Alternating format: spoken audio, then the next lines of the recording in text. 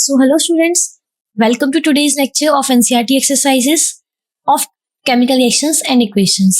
तो अभी तक हमने कुछ क्वेश्चंस कर चुके हैं NCERT एक्सरसाइज के, तो ये आज का जो लेक्चर है वो हमारा कंटिन्यूएशन में है with the questions of NCERT.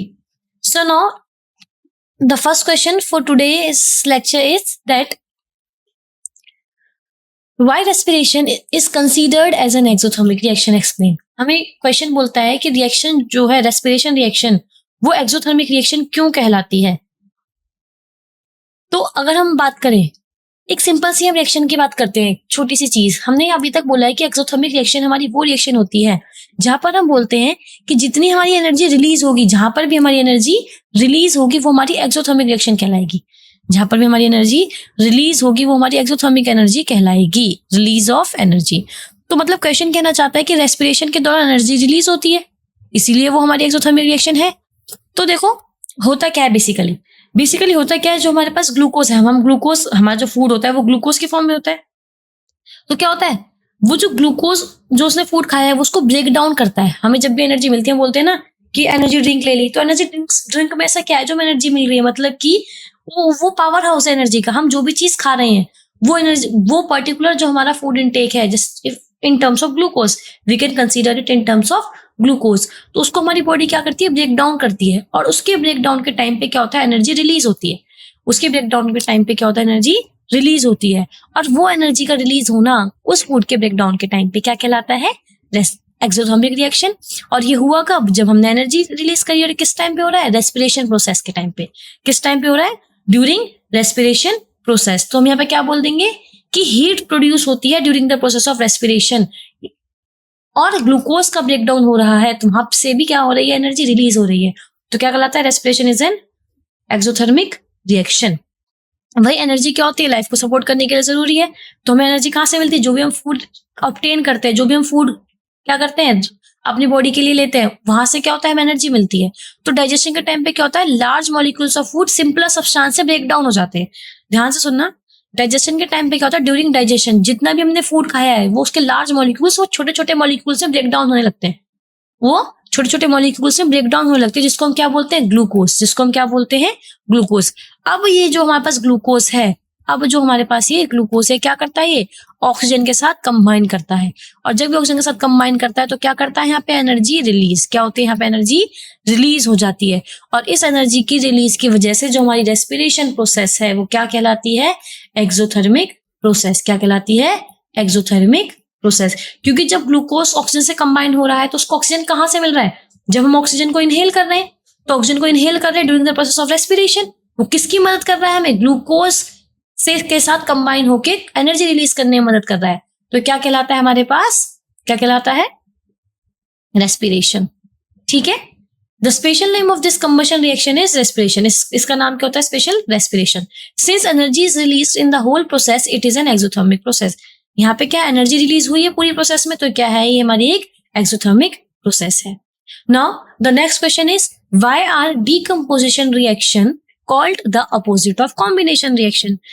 Right equations for these reaction. हमें क्या करना है, इसके लिए इक्वेशन लिखनी है. देखो सबसे इजी क्वेश्चन है. हम जब चैप्टर टाइप्स ऑफ रिएक्शन पढ़ना स्टार्ट किया था तो वहीं पर हमने जान लिया था कि कॉम्बिनेशन रिएक्शन में क्या होता है, दो हमारे पास रिएक्टेंट होते हैं, वो कंबाइन करते हैं और कंबाइन होने के बाद वो एक प्रोडक्ट यील्ड करते हैं, मतलब हमारे पास एक प्रोडक्ट आता है. और डीकम्पोजिशन में क्या बोलते हैं, हमने किसको उल्टा कर दो कि जहां पर एक प्रोडक्ट डीकम्पोज हो जाए, मतलब कि टूट जाए, कितने में, दो या दो से ज्यादा रिएक्टेंट में, तो वहां पे क्या हो जाएगा आपके पास, डीकम्पोजिशन रिएक्शन. क्या हो जाएगी, डीकम्पोजिशन रिएक्शन. ध्यान से सुनना, क्वेश्चन क्या बोलता है, क्वेश्चन ने बोला कि अगर हम किसकी बात करें, कॉम्बिनेशन रिएक्शन की बात करें, वहां पे क्या होता है हमारे पास, कॉम्बिनेशन रिएक्शन में दो या दो से ज्यादा कंपाउंड ज्वाइन, जैसे NaCl की बात करें, Na+Cl माइनस, तो यहाँ पे क्या बना देगा, NaCl. क्या बना देगा, NaCl. वही अगर हम ब्रेक डाउन की बात करें तो NaCl क्या होना चाहिए पास, हम इसको ऐसे NaCl क्या हो जाए, यही ब्रेक डाउन हो जाए आपके पास किसमें, Na+ और Cl- में.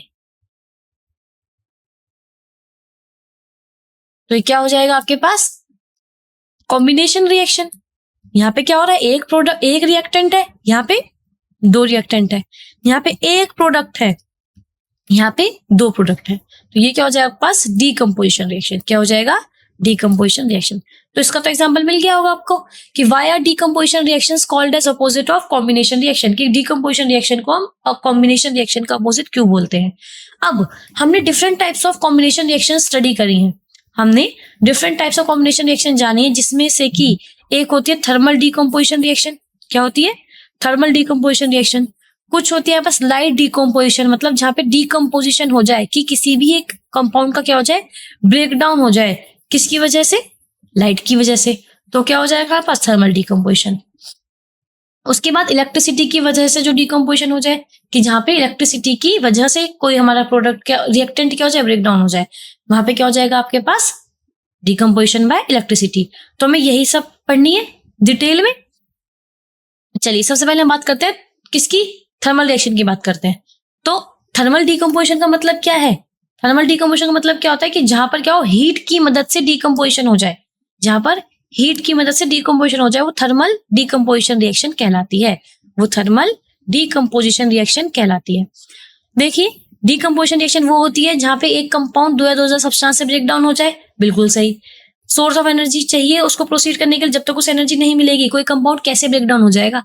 अपने आप तो कोई भी कंपाउंड ब्रेक डाउन नहीं हो सकता।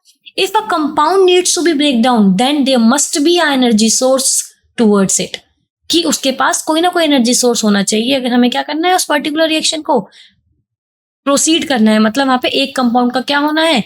ब्रेक डाउन होना है। ठीक है। तो अब बिल्कुल अपोजिट होती है। क्यों? क्योंकि दो या दो ज्यादा सब्सटेंस कंबाइन करके एक नया सब्सटेंस बनाते हैं और एनर्जी को रिलीज करते हैं। यहाँ पे एक सब्सटेंस होता है एनर्जी को गेन करता है, और वहां दो से दो ज्यादा सब्सटेंस बनाता है। I hope this is clear to you. Thermal decomposition में क्या बोला? जहां पे क्या हो, एनर्जी को क्या करे, वो गेन करे। जहां पर क्या कर लेगा, वो एनर्जी को गेन कर लेगा। ये ऑलरेडी इक्वेशंस मैंने आपको ऑलरेडी एक्सप्लेन कर दी थी, जहां पर आपको बताया था NaCl के फॉर्म में। यहाँ पे इसने हमारे पास रिएक्शंस किसकी वजह से है? वाटर के लिए। वाटर के क्या करी? इलेक्ट्रोलिसिस कर दी। तो किससे ब्रेक डाउन हो रहा है? वो H2 प्लस O2 में। वहीं अगर क्या करो आप, ये H2 प्लस O2 कंबाइन करेगा, क्या फॉर्म कर देगा? वाटर। डिकम्पोजिशन की बात करें तो यहाँ पे एनर्जी क्या कर रहा है? वो गेन कर रहा है, मतलब उसे इलेक्ट्रोलिसिस की मदद से क्या हो रही है, यहाँ पे उसको एनर्जी मिल रही है, ताकि रिएक्शन क्या हो जाए, हमारी प्रोसीड हो जाए। बट अगर कॉम्बिनेशन रिएक्शन की हम बात करें तो H2 प्लस O2 क्या बना रहा है? वाटर। और इस टाइम पे क्या हो रही है, वहां पे एनर्जी रिलीज। क्या हो रही है? यहाँ पे एनर्जी रिलीज हो रही है। तो बहुत बड़ा डिफरेंस यही होता है कि एनर्जी रिलीज होती है कॉम्बिनेशन में, और डिकम्पोजिशन में क्या करता है, वो एनर्जी को यूज करता है ताकि रिएक्शन को प्रोसीड कर सके।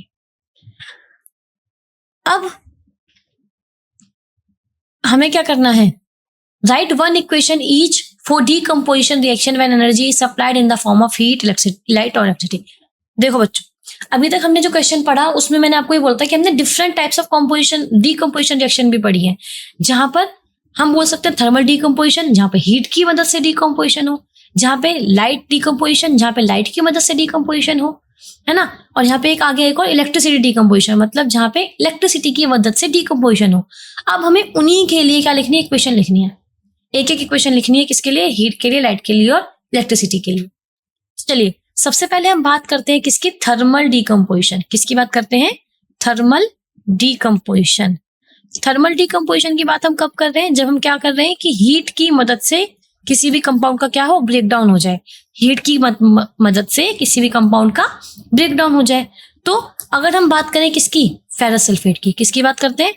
Ferrous sulphate, FeSO4। अब यहाँ पे क्या हो जाएगा, अगर हम फेरस सल्फेट के ब्रेकडाउन की बात करें, हीट की बात, मतलब कि क्या होगा, हम इसको हीट कर रहे हैं। I have already told you that अगर हमें हीट को रिप्रेजेंट करना है तो क्या करें? एक ट्राइंगल फॉर्म बना दें। ठीक है। तो यहाँ पे क्या हो गया? अभी फेरस सल्फेट किस में टूट जाएगा? Fe2O3, that means ferric oxide. क्या है ये हमारे पास? Ferric oxide plus sulphur dioxide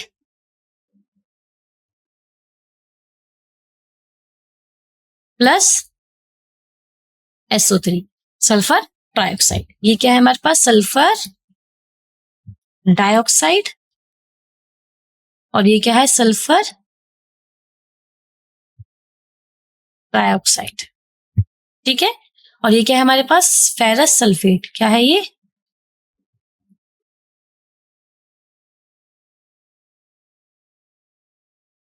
चलिए अब यहाँ पे हम देख सकते हैं कि हमारे पास एक प्रोडक्ट है और सॉरी एक रिएक्टेंट है और एक रिएक्टेंट वो हीट की मदद से क्या हो रहा है, ब्रेक डाउन हो रहा है into ferric oxide, sulphur dioxide and sulphur trioxide.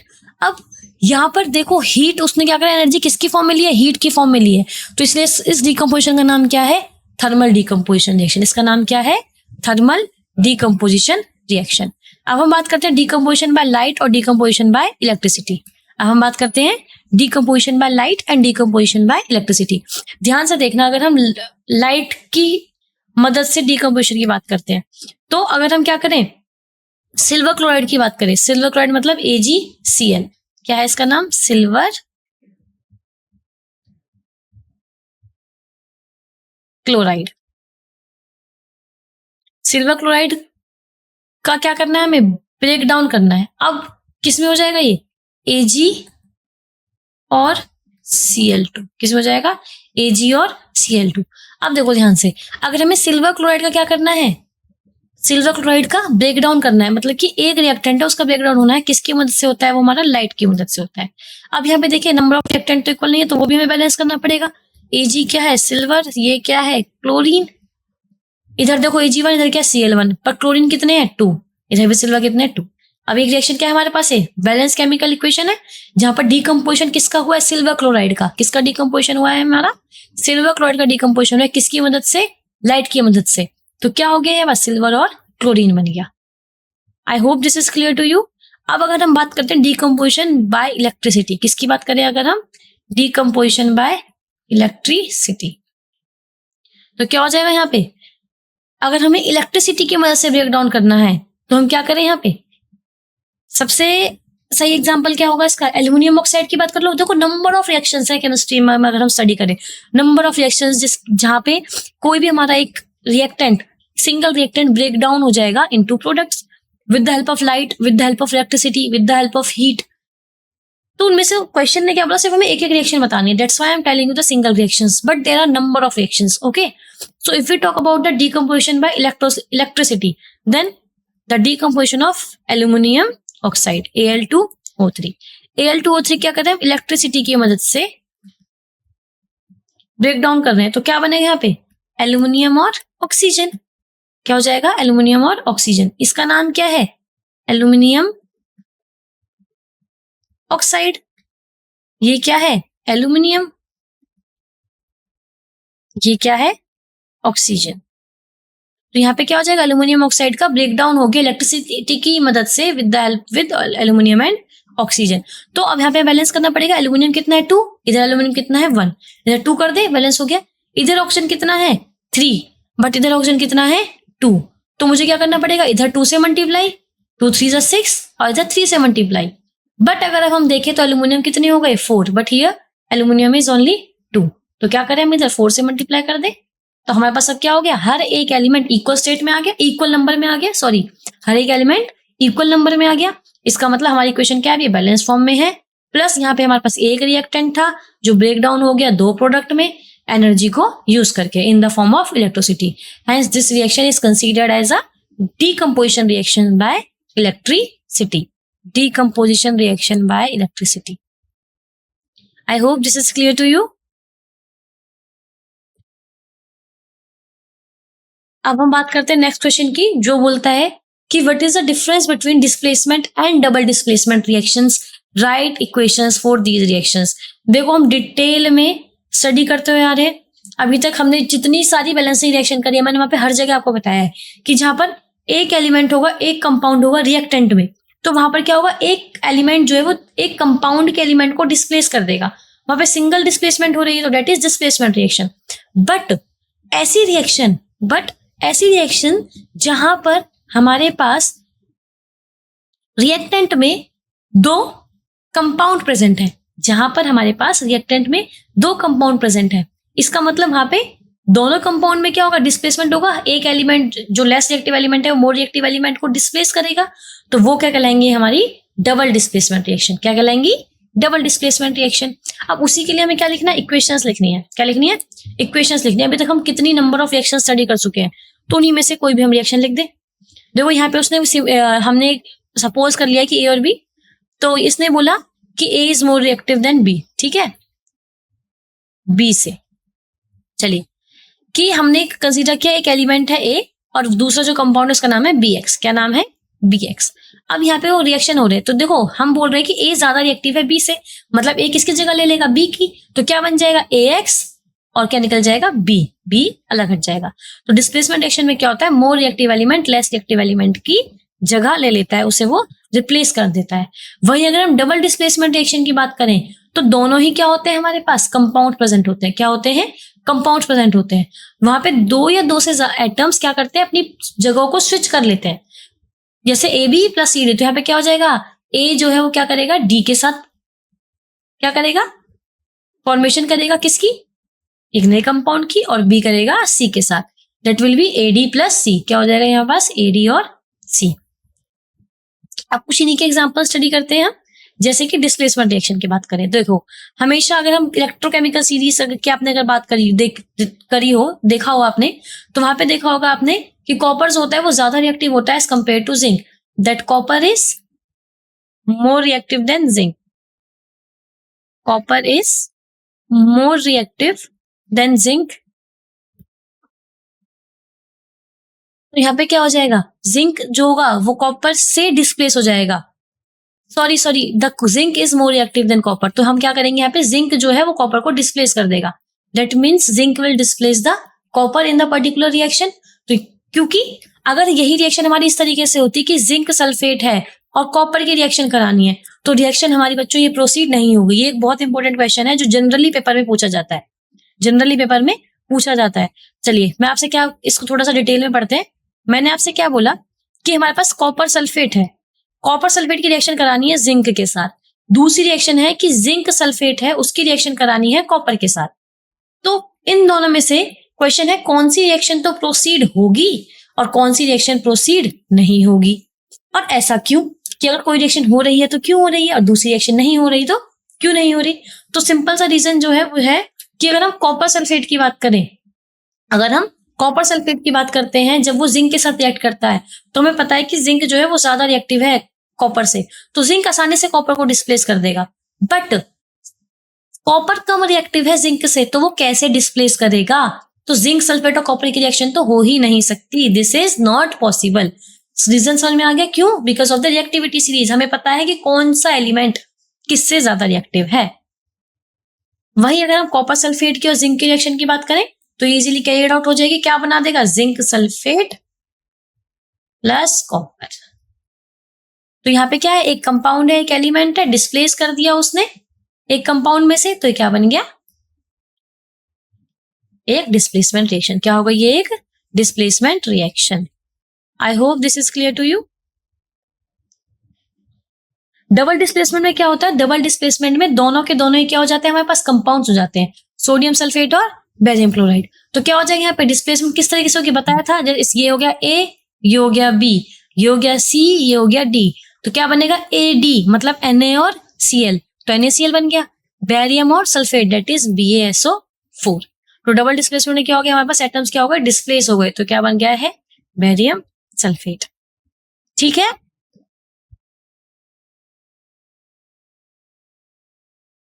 Next question. In the refining of silver, the recovery of silver from silver nitrate solution involved displacement by copper metal. Write down the reaction involved. देखो ये बोल रहा है कि जब हम silver की refining करते हैं तो सिल्वर हम रिफाइन करते हैं फ्रॉम सिल्वर नाइट्रेट सॉल्यूशन, मतलब कि AgNO3 से। सिल्वर नाइट्रेट सॉल्यूशन क्या आपका? AgNO3। वहां से क्या करते हो? रिफाइन करते हो। Involve displacement bye copper metal. क्या होता है यहाँ पे? कॉपर से डिस्प्लेसमेंट हो जाता है। तो इसकी रिएक्शन लिखनी है। देखो बहुत इजी है। बेसिकली करना क्या है? सिल्वर नाइट्रेट का सॉल्यूशन है, किसके साथ? कॉपर के साथ। ध्यान से देखिएगा, सिल्वर नाइट्रेट का सॉल्यूशन है, कॉपर के साथ उसकी डिस्प्लेसमेंट रिएक्शन होती है। पता है हमें AB प्लस C, तो क्या बन जाएगा? AC प्लस में B। यही होता है। तो क्या हो जाएगा यहाँ पे हमारे पास? सिल्वर नाइट्रेट Ag तो निकल जाएगा, क्या बन जाएगा? CuNO3 whole twice. क्या हो जाएगा? CuNO3 whole twice. यही बोला। कॉपर का क्या स्टेट होता है? +2 ऑक्सीडेशन स्टेट। नाइट्रेट का क्या होता है? -1। तो क्या बनेगा फॉर्मूला? CuNO3 whole twice. ये क्या है हमारे पास? Silver nitrate. सिल्वर नाइट्रेट क्या है? ये क्या है हमारे पास? Copper nitrate. ठीक है। I hope this is clear to you. In this particular question हमें क्या करना था, सिर्फ ये बताना था कि सिल्वर नाइट्रेट में से हमें उसकी रिएक्शन, सिल्वर नाइट्रेट की रिएक्शन करानी है किसके साथ, कॉपर के साथ। देखा, एक एलिमेंट था, एक कंपाउंड था, तो वो डिस्प्लेस कर देगा, तो क्या हो जाएगी यहाँ पे हमारी डिस्प्लेसमेंट रिएक्शन। क्या हो जाएगी ये, displacement reaction. What do you mean by precipitation reaction, give, explain by giving examples. देखो सब क्वेश्चन आता है कि प्रेसिपिटेशन रिएक्शन क्या होती है। तो हम जानते हैं ऐसी रिएक्शंस जहां पर क्या हो, जब रिएक्शन हो तो रिएक्शन के एंड प्रोडक्ट में हमें कुछ प्रेसिपिटेट मतलब कि कुछ सॉलिड सब्सटेंस देखने के लिए मिले रिएक्शन के अंदर। मतलब किसी भी सॉल्यूशन में बॉटम में कुछ हमें पाउडर सब्सटेंस, सॉलिड सब्सटेंस देखने के लिए, मतलब वहां पे कुछ पीपीटीज आ गए, प्रेसिपिटेट्स आ गए, तो क्या होता है हमारा, वो होता है प्रेसिपिटेशन रिएक्शन। क्या होती है, प्रेसिपिटेशन रिएक्शन। अब जब हमने बैलेंसिंग करी थी ड्यूरिंग इन फर्स्ट लेक्चर में एनसीईआरटी एक्सरसाइज के, तो मैंने वहां पे बोला था आपको, मैं बैरियम सल्फेट की रिएक्शन की बात कर रही हूँ, जहां पर बोला था कि देखो हमें स्टेट मेंशन करनी थी, तो बोला था कि देखो यहाँ पे क्या है हमारे पास, ये किसकी फॉर्म में है, प्रेसिपिटेट की फॉर्म में लिखा था ना, प्रेसिपिटेट की फॉर्म में, तो वही है। तो a reaction in which N insoluble solid called precipitate is form, ऐसी रिएक्शन जहां पे इनसॉल्युबल सॉलिड बनता है उस क्या बोलते हैं उसको, प्रेसिपिटेट। वो क्या कहलाती है रिएक्शन हमारी, प्रेसिपिटेशन रिएक्शन। कैसी रिएक्शन कहलाती है वो हमारी, प्रेसिपिटेशन रिएक्शन। अब हम बात करते हैं reaction between sodium carbonate and calcium chloride. किस रिएक्शन की बात कर रहे हैं अब हम,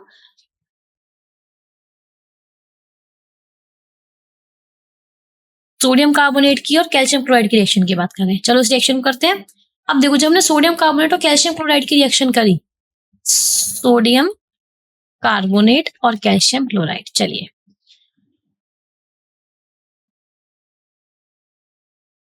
तो यहां पे क्या होगा, NaCl plus CaCO3 whole twice, यही रिएक्शन बननी चाहिए, यही रिएक्शन होनी चाहिए। कैसी रिएक्शन है हमारी ये, कैसी रिएक्शन है हमारी ये, डबल डिस्प्लेसमेंट रिएक्शन। कैसी रिएक्शन है, डबल डिस्प्लेसमेंट रिएक्शन, जहां पे हमें क्या मिल रहा है, कैल्शियम कार्बोनेट मिल रहा है और NaCl मिल रहा है। जहां पे हमने यहाँ पे क्या किया है, एक गलती करी, कैल्शियम कार्बोनेट, कैल्शियम +2 होता है, कार्बोनेट -2 होता है, तभी तो यहाँ पे Na2CO3 है ना। तो क्या हो जाएगा हमारे पास, Na2CO3 plus calcium chloride gives NaCl plus CaCO3। तो यहाँ पे हम ये देखें कि हमारे पास क्या, तो NaCl भी एक सॉल्ट है और कैल्शियम कार्बोनेट बन के आ रहा है।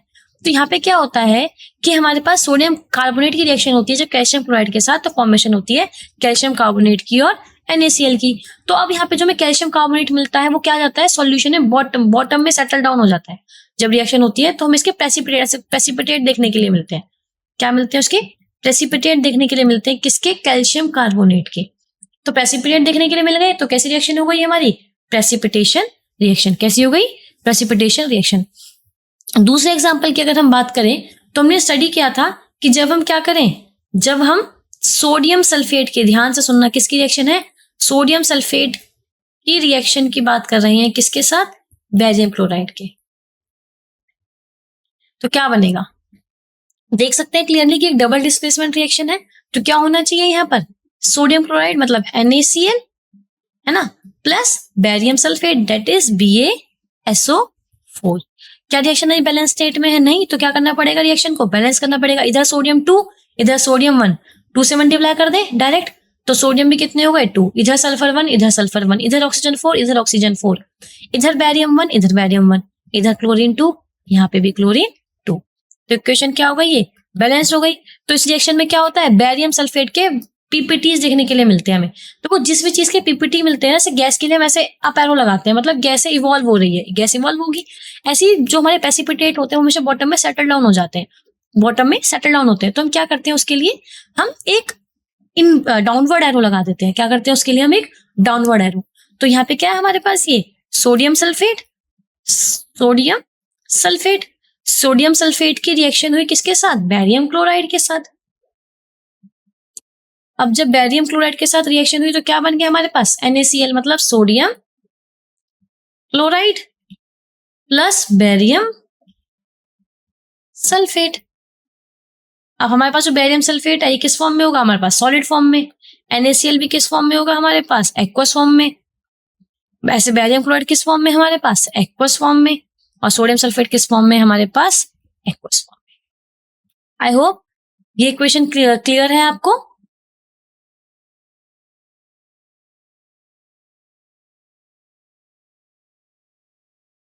तो दूसरा एग्जांपल जो था वो यही था जो भी मैंने आपको एक्सप्लेन किया, जहां पे रिएक्शन हो रही थी सोडियम सल्फेट की बैरियम क्लोराइड के साथ, और क्या बना रहा था वो, बैरियम सल्फेट प्लस NaCl। क्या बना रहा था, बैरियम सल्फेट प्लस NaCl।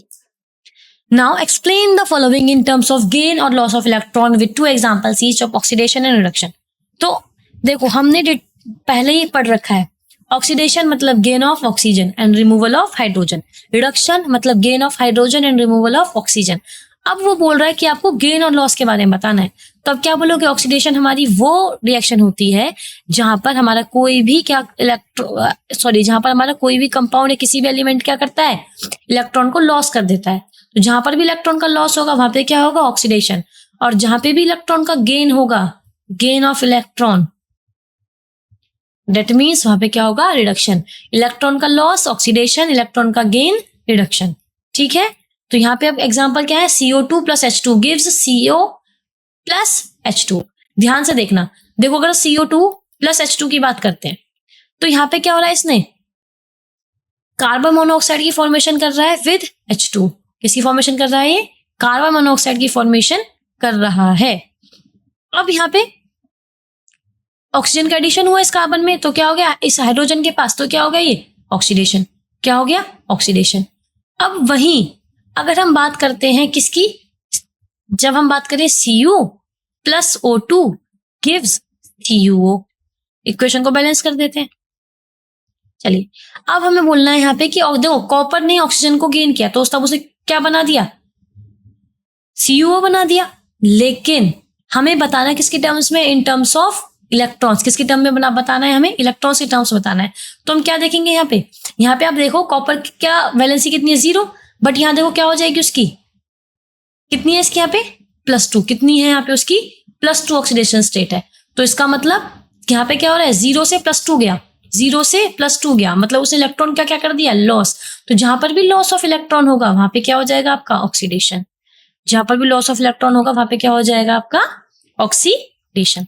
वही अगर हम बात करते हैं किसकी, हम बात करते हैं इस रिएक्शन में ये था कि रिडक्शन क्या होता है हमारा, लॉस ऑफ ऑक्सीजन। तो रिडक्शन की बात करें तो हमने बोला कि CO2 plus H2 give CO plus H2। तो देखो यहाँ पे CO2 और CO की बात करें तो यहाँ पे इसके पास पहले 2 ऑक्सीजन थे, अब 1 ऑक्सीजन है, तो इसने 1 ऑक्सीजन क्या कर दिया, लॉस कर दिया। तो यहाँ पे क्या होगा, रिडक्शन। क्या होगा, रिडक्शन।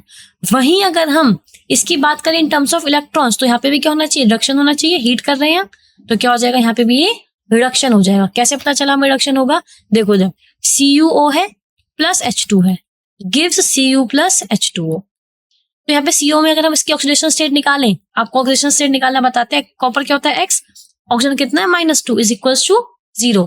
तो X हम मतलब बेसिकली करते क्या है, एडिशन करते हैं, मतलब कि X plus -2 is equals to 0, but plus minus minus होता है तो X -2 इज इक्वल्स टू 0। तो ये क्या बन जाएगा हमारे पास, X इज इक्वल्स टू +2। तो यहाँ पे क्या स्टेट आ गई कॉपर की, प्लस स्टेट। वहीं देखें तो यहाँ पे कितना है, 0। तो +2 से 0 पे जा रहा है, मतलब इसने क्या करा है, इलेक्ट्रॉन को गेन। क्या करा है इसने, इलेक्ट्रॉन को गेन। और कितने इलेक्ट्रॉन गेन करें इससे, 2 इलेक्ट्रॉन। तो जहां पर भी हमारे पास 2 इलेक्ट्रॉन का गेन हो जाए वो क्या कहलाता है, रिडक्शन। क्या कहलाता है, रिडक्शन। तो वही बोला इसने कि CO2 क्या होता है, रिड्यूस्ड हो रहा है CO पे।